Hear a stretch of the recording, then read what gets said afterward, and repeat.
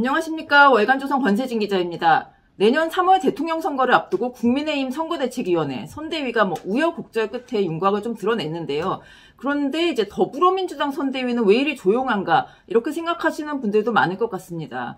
민주당이 이제 10월 10일에 후보를 선출하고 11월 2일에 선대위 출범식을 가졌는데요. 여기에는 민주당의 현역 의원 전원이 참여를 합니다. 무슨 본부장, 무슨 위원장 이런 식으로 다. 역대 대선에서 이제 당 소속 의원 전원이 참여하는 선대위 찾아보기 힘들었는데요. 이제 보통 경선 과정에서 좀 앙금이 남기도 하고 그런 분들 중에 나는 참여하지 않고 이제 백의종군 하겠다 이런 분들도 좀 있으니까 이런 경우가 많았는데 이번에는 민주당이 유례 없는 전원 참여, 그러니까 용광로 선대위라고도 합니다. 이걸 이제 구성을 했고요. 용광로, 매머드급이다, 역대급이다, 규모가 이런 얘기가 나오는데요. 이게 장점도 있고 단점도 있는 것 같습니다. 이번 민주당의 선대위 특징이 무엇인지, 그리고 실제로 이끌어 나가는 사람들은 누군지 한번 짚어보겠습니다. 일단 원톱 송영길 당대표입니다. 선대위는 이제 보통 지도부인 선거대책위원회, 그리고 실무를 담당하는 선거대책본부, 이렇게 이제 구성이 되는데요. 보통 위원장, 본부장, 여기에 이제 복수의 인물들이 보통 들어가죠. 중진급들. 그 중에 이제 상임, 총괄, 이런 이름이 붙은 직책이 실질적인 보스입니다. 이 민주당의 선거대책위원장의 그 중에 상임선대위원장이 송영길 대표입니다. 그리고 그 밑에 공동선거대책위원장들이 있는데요. 여기에 윤호중 원내대표를 비롯해서 중진급 의원 12명이 올라가 있습니다. 이제 이낙연 캠프에서 이재명 후보와 각을 세웠던 설훈 의원, 홍영표 의원, 이분들도 선대위원장으로 참여를 합니다.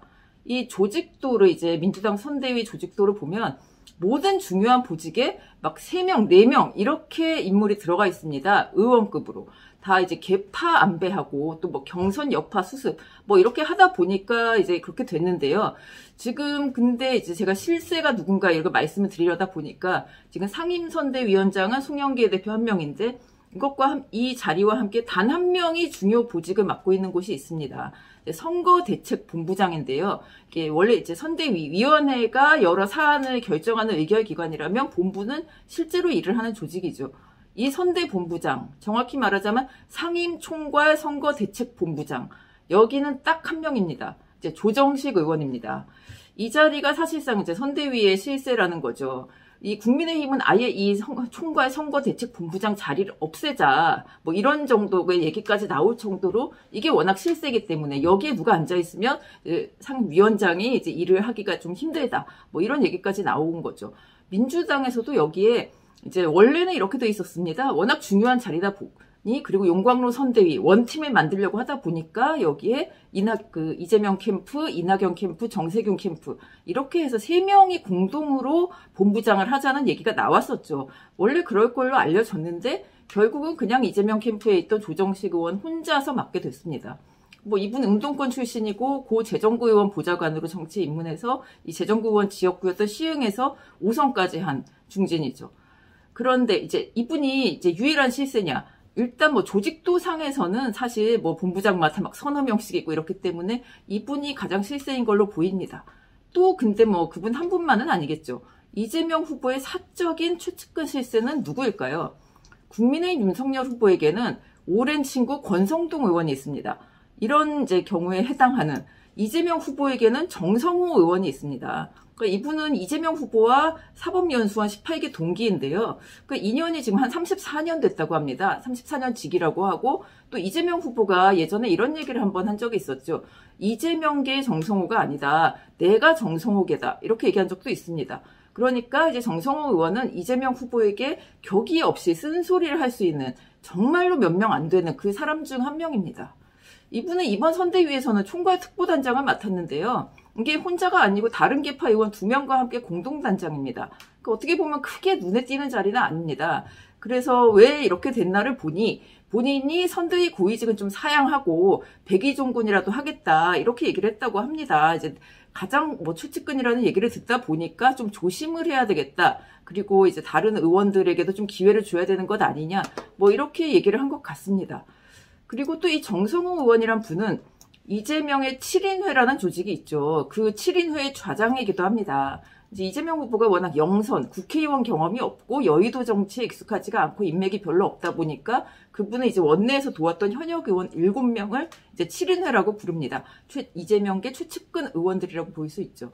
그러니까 경선 캠프에서 이분들이 다 핵심 역할을 했는데요. 뭐 정성호, 김영진, 김병욱, 임종석, 문진석, 이규민, 김남국 뭐 이렇게 7명입니다. 이규민 의원은 지금 뭐 이제 선거법 위반으로 박탈을 당했지만요.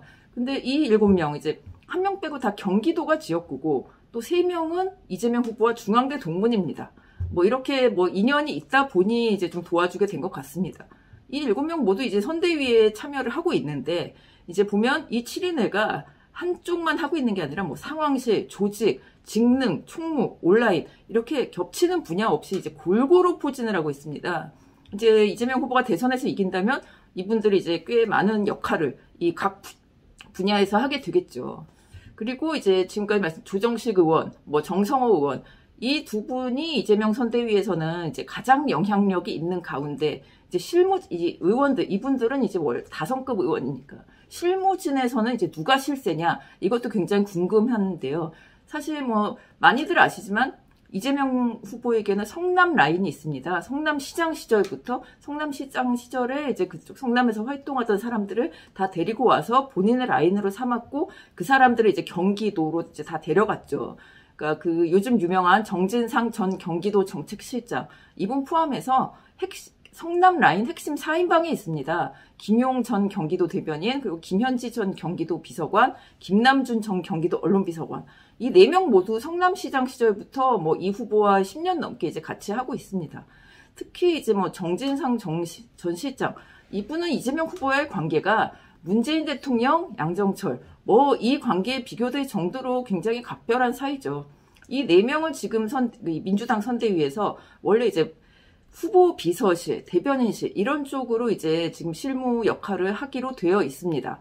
직급의 높낮이하고 별 상관이 없이 뭐 부실장이나 뭐 이런 쪽으로 이제 실무진으로 들어갈 것 같은데요. 직급과 상관없이 이 후보와 한 라인이죠. 바로 막 연락도 되고 다 얘기도 들어주는 이런 분들이기 때문에 이분들이 선대위 실무에서 이제 실세 역할을 할 것으로 보입니다. 특히 이제 뭐 당내 계파, 뭐 자신을 이제 뭐 끝까지 밀어줄 사람이 없는 이재명 후보에게는 이들 성남 라인 정말 이제 든든하게 느껴지겠죠. 그러니까 이제 민주당 선대위에서 이재명 한 라인, 이재명 직계 이런 실세의 역할이 이제 상당히 중요해질 것으로 보입니다. 앞으로도. 이 민주당 선대위가 지금 이제 아까도 말씀드린 용광로, 매머드급 이렇게 굉장히 방대하게 꾸려지고 뭐 의원들이 막 다 들어가 있고 이러다 보니까 지금 이제 여러 가지 문제점도 드러나고 있는데요. 신속한 의사결정이 안 되고, 뭐 이제 리스크 대응, 이런 게 지금 바로바로 안 되고, 후보랑도 이제 잘 안 되는 좀 이런 게 있다고 합니다. 또 이제 주요 직책, 뭐 본부장, 위원장 이런 데마다 서너 명씩 앉아 있다 보니까 이제 계파 간 갈등이 일어날 수도 있고, 밑에 실무진들은 좀 일하기가 더 어려워질 수도 있겠죠. 그래서 이제 이 민주당 선대위에서는 이재명 직계, 한라인, 뭐 7인회, 성남 라인 이런 분들의 역할이 이제 더 커지지 않을까 이렇게 지금 예상이 되고 있습니다. 근데 이제 뭐 직계, 실세, 비선 이런 거 중시하다가는 어떻게 되는지 역사가 보여주고 있죠. 후보들은 이 점을 명심해야 될 것 같습니다. 오늘 이야기 여기까지입니다. 감사합니다.